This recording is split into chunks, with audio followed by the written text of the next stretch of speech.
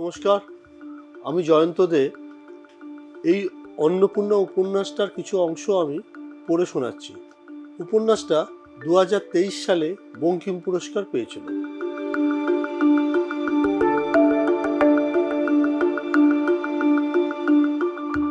দিদার বাড়ি গেলে বাড়ির আগে বাঁশবাগানের সামনে সবাই ভয় পেত।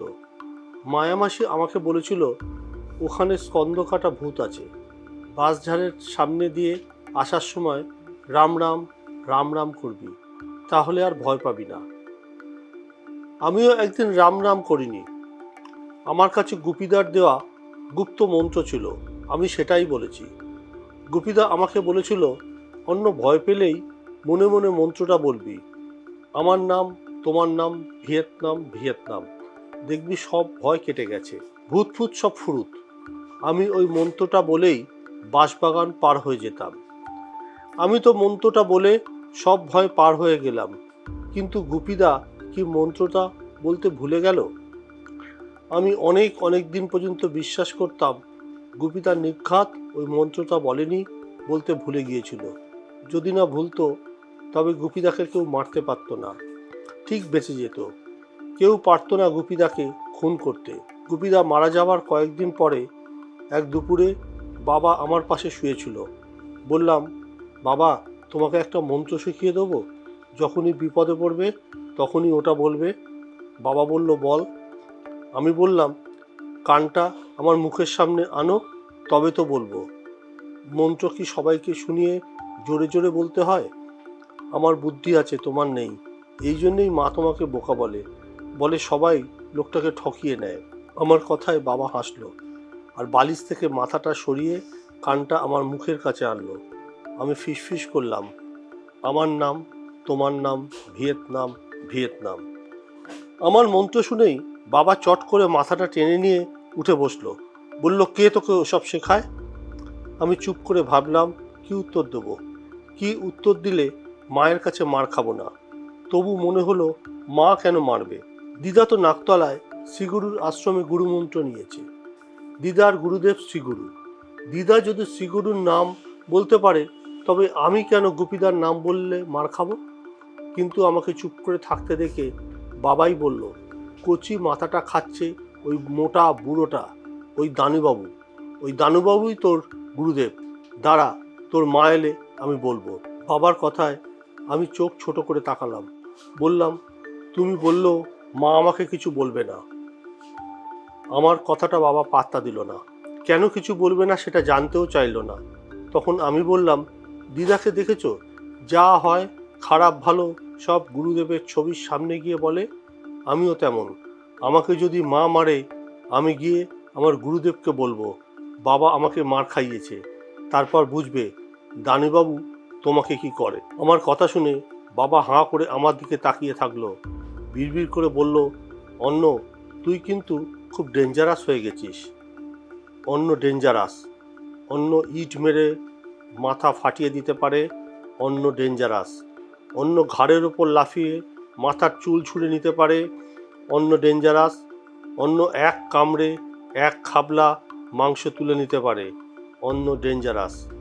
আমাকে কেউ কিছু করলে বা বললে আমি তাকে শুনিয়ে দিতাম আমি ডেঞ্জারাস, অন্য ডেঞ্জারাস। একদিন গুপিদার সঙ্গে মুড়ি আনতে গিয়ে মুদি দোকানের পকাদাকেও বলে এসেছিলাম, আমি কিন্তু ডেঞ্জারাস, আমার সঙ্গে যদি কিছু করো। পকাদা তেলতেলে মুখ করে আমাকে বলল, এই অন্য, আমি তোর সঙ্গে আর ইয়ার্কি করি? এখন করো না, আগে তো করতে। পকাদা আর চোখে গুপিদার দিকে তাকিয়েছিল। বলল, এই নে অন্য, চানাচুর খা। গুপিদা বলল, ওহো, আলাদা করে ঘুষ দেবে না, যা দেবার পার্টি ফান্ডে দাও। কথাটা বলে গুপিদা মুড়ির ঠোঙা এগিয়ে দেয়। পকাদা আমার দেওয়ার জন্য যে চানাচুরটা তুলেছিল সেটা ঠোঙার ভেতর ছুঁড়ে দেয়। আমি তেড়ে যাই দোকানের ভেতর। তোমার সাহস থাকে আবার করো। এখন করছো না কেন? তখন তো অসভ্য করতে, এখন করো। এক সময় এই দোকানের চৌকাঠ আমি পার হয়ে ভেতরে ঢুকতাম না।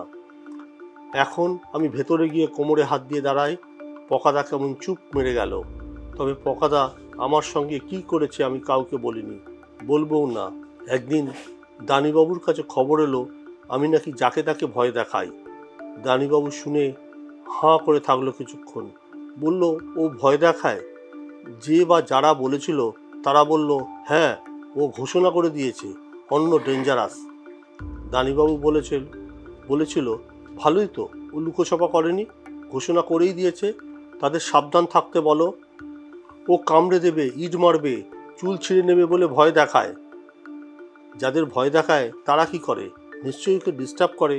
কই, এখানে তো কিছু করে না, পার্টি অফিসে শান্তশিষ্ট হয়েই বসে থাকে। ও আপনার নামে ভয় দেখায়। দেখো, আমি বাঘ ভাল্লুক নই, আমার নাম বললে সে ভয় পাবে কেন?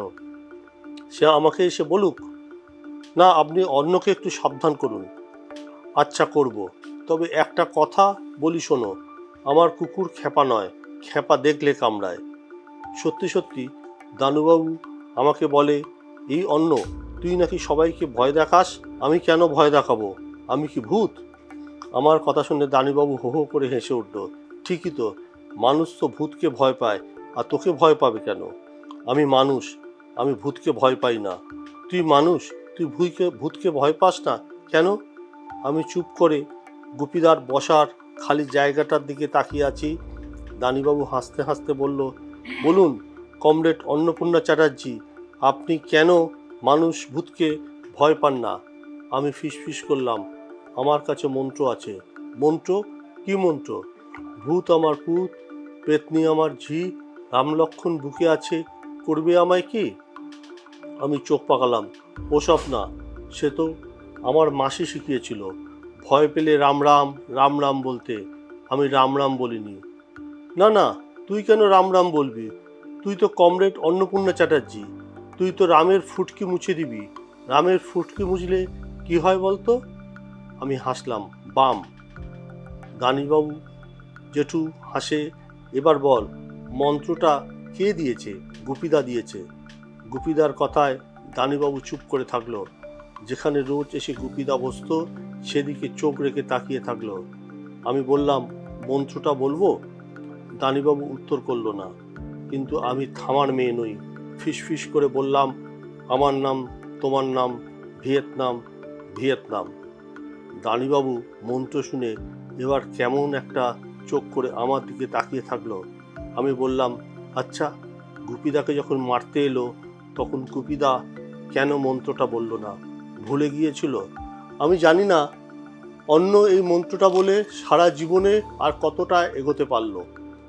অন্য লড়াই করেছে, জমির লড়াই, খাবার লড়াই, খিদের সঙ্গে লড়াই, বেঁচে থাকার লড়াই, সব মিলিয়ে অন্নপূর্ণার লড়াইয়ের নাম অন্নপূর্ণাই।